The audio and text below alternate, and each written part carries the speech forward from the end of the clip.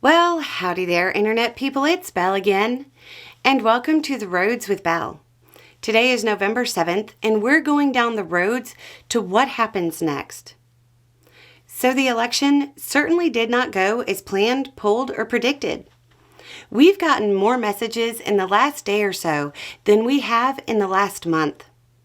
We can't do a Q&A with all of them, but most of the questions will be answered in videos on the main channel over the next week or maybe two. But there are a couple of frequent comments I think it's important to talk about before we get to talking about what's coming up. The first is the question of how do I keep hope? Or the opposite of that, which is all is lost or it's over, or something along those lines. You know, in that video about Trump winning, I got a lot of comments about me saying that it's going to get bumpy. A lot of people thought I should lean into the despair.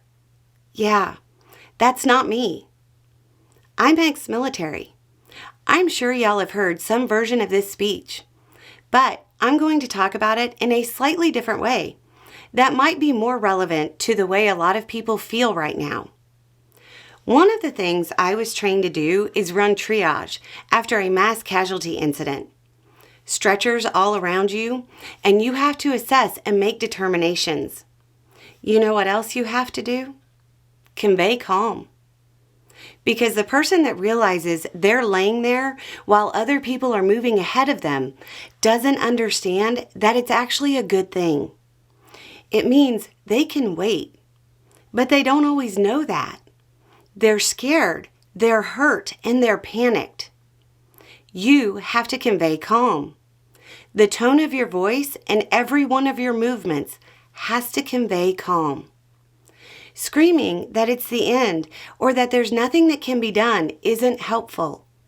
If you tell people nothing can be done and that it's over, do you know what they do? They give up. They don't do anything because they've been told there's nothing they can do. If you look back on the channel, the phrase, "it's going to get bad," has normally signified tens or hundreds of thousands are about to be imminently lost and that there's little or nothing we can do. But if there are things we can do, we don't just accept it. It's going to get bumpy.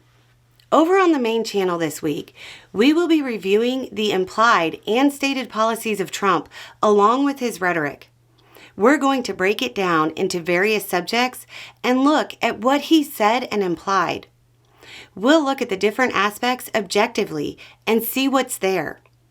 We're going to assess as best we can with the information at hand.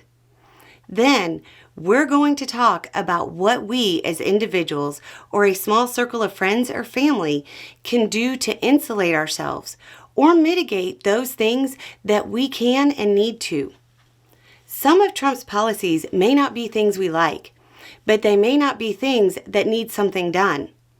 Or there may not be anything that can be done to prepare individually. Like his climate policies. They're not good. But realistically, there isn't much individuals or you and your friends can do to insulate yourselves from them. I already recorded that one, and I think I actually said that at the end. Most of the first videos won't have the steps in them. They're just going to be assessments. Then, after the assessments, we'll start talking about what we can do. There's going to be a lot more practical information showing up on the channels. Everything from tips on dealing with hard economic times and recession, to how to guard against the effects of some of the worst policies or how to move. For a lot of people, that might be something they're considering. And I know almost a third of the regular viewers here are vets, and that sounds weird to you. But a lot of people don't really know how to move to another state they've never been to.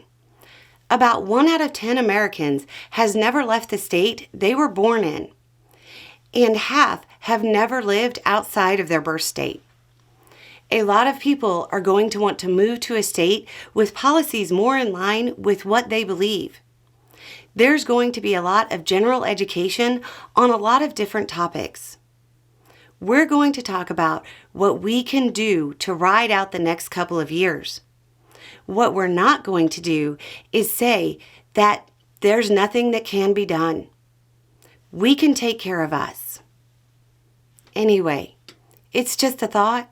Y'all have a good day.